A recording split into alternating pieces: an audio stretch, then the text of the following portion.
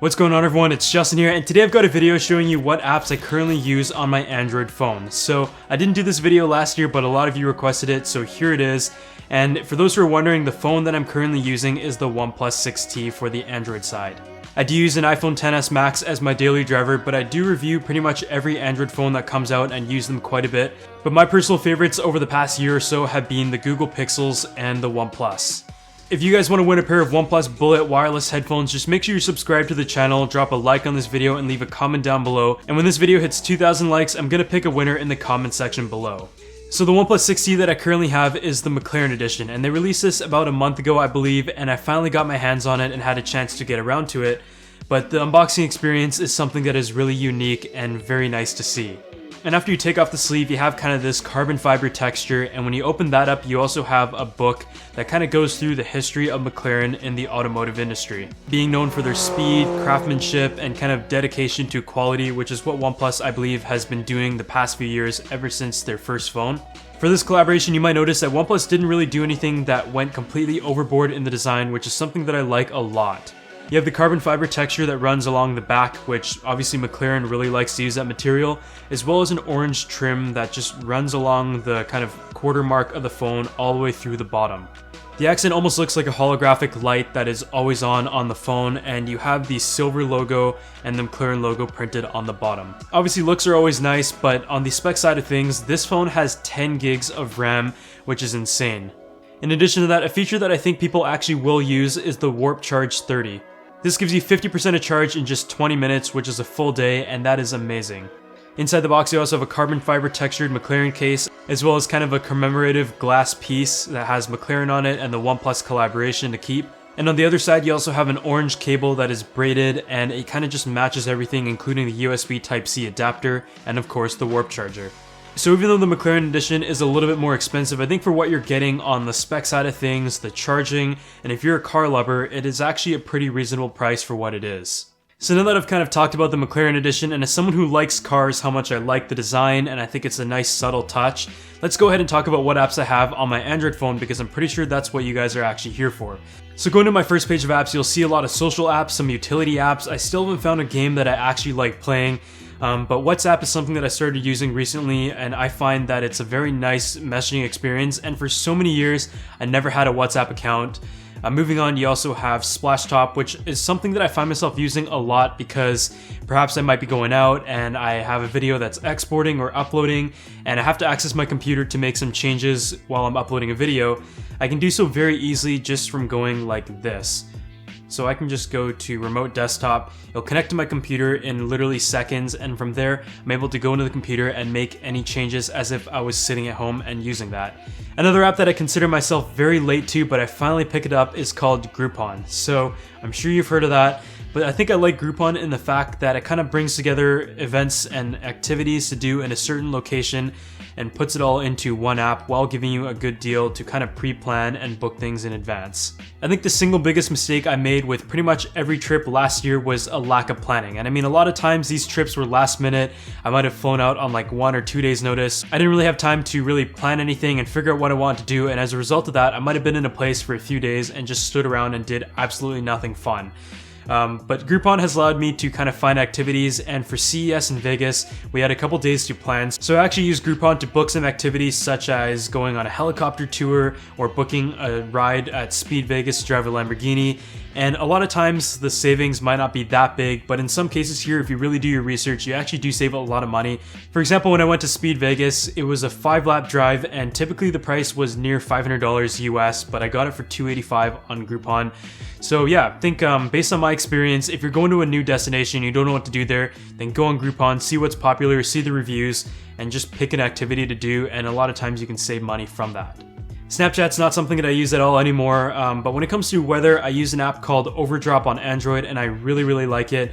A huge thanks to Zach Anderson for that recommendation, but this is just a very visually appealing app when it comes to showing your weather. It shows the temperature, what it feels like, the precipitation, wind speed, hourly weather, the sunrise, sunset, the past forecast, what you should expect, the typical things, but I think the visual experience and also the widget that it has is the reason why I like it a lot.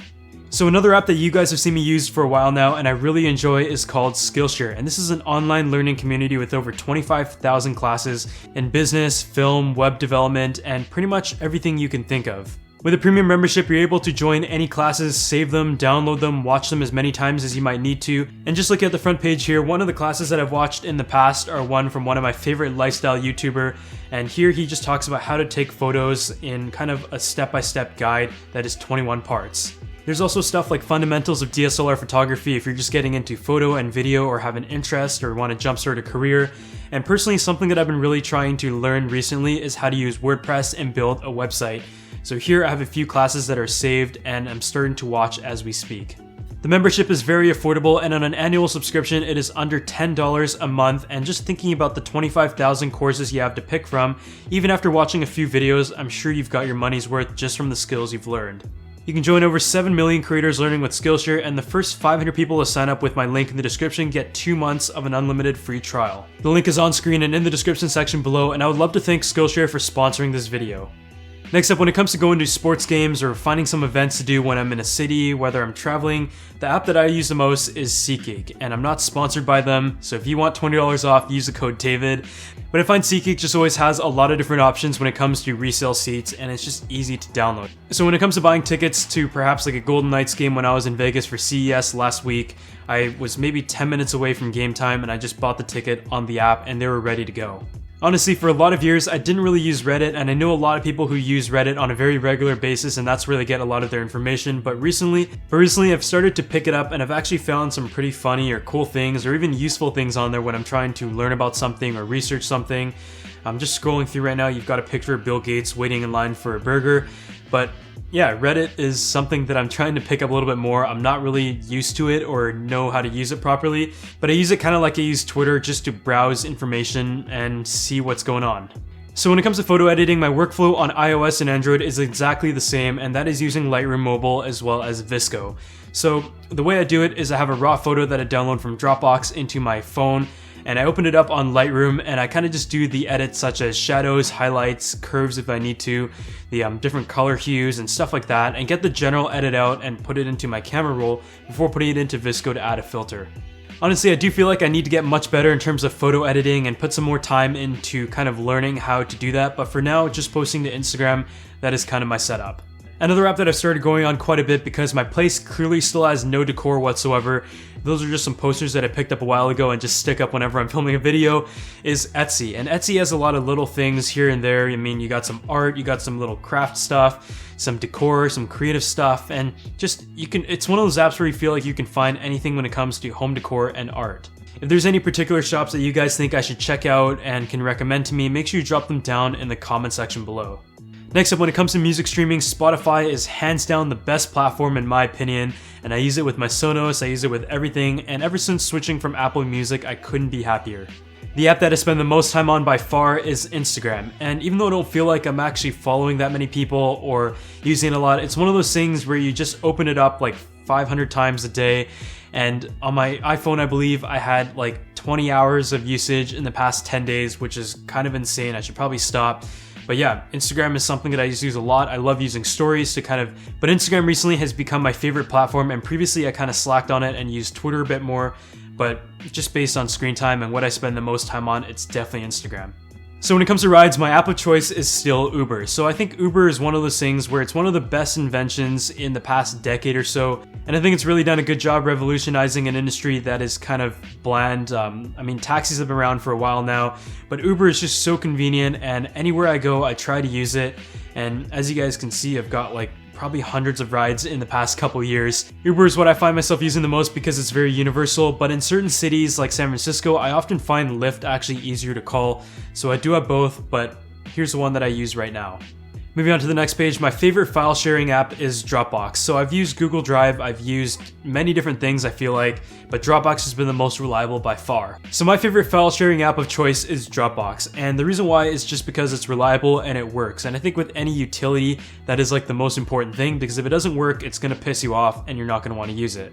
Dropbox just seems to sync really well with Android devices, iOS, computers, and I'm able to kind of share everything with my graphic designer Gio right here, and I just find for sharing and kind of that seamless experience, it works the best.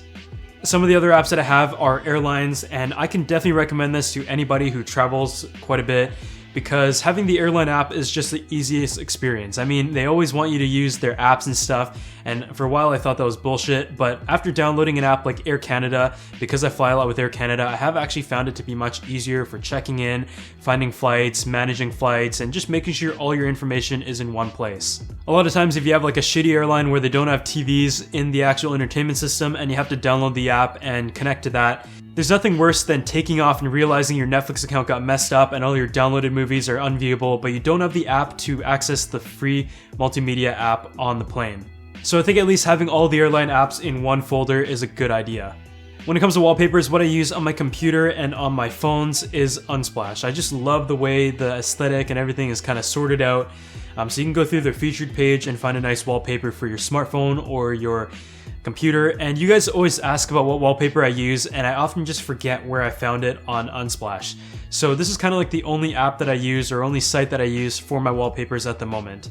Another app that I feel like has been around for like a decade now is Wi-Fi Analyzer, and this is one of these apps that is just kind of fun to see the signal and make sure your internet is up and running, whether you're at home or in the public, trying to get a strong signal if you're doing work, for example. Another app that's kind of just fun to have is Geekbench, and if you have a phone that has 10 gigs of RAM as well as a Snapdragon 845 processor, it's probably fun to just play around with Geekbench and show everyone what score you have on your phone in hopes that they can't beat it. For the whole screen recording of this video, I'm using AZ Screen Recorder, and I've had quite a few in the past, but this one seems to be working just fine, I hope. I haven't seen if it actually recorded anything that's being talked about right now, but if you guys see a screencast for this video, then I guess it works great. Next to it is Philips Hue, and below that is Netflix, and I've had a Netflix account back when it was like $8, and now I think it's like $17 in Canada. And I just started kind of watching TV shows again. I've been watching 7 Days Out. I watched a little bit of You recently. I watched the Avicii movie, and I think it was really good. But I've been trying to use Netflix a little bit more now, and I really like the download feature, especially for flights, and it's kind of like the only reason why I still have a tablet. As for Instagram stories, an app that's kind of blown up in the past year is called Unfold, and this one is really nice to use because you're kind of able to customize your stories to different styles and different kind of sets that they offer. And for example, you can just add a photo, and it makes it easy to add text, and in concept, it is nothing really crazy. I feel like there's a lot of apps that did something similar, but the approach that is focused to Instagram stories, I think, is what's made it so popular, and I personally think it's a great idea.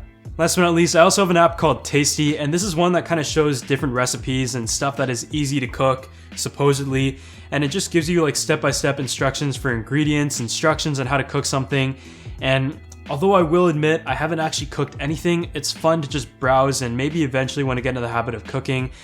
Maybe want to get like do a kitchen makeover or get a new stove or something, just some excuses not to cook right now.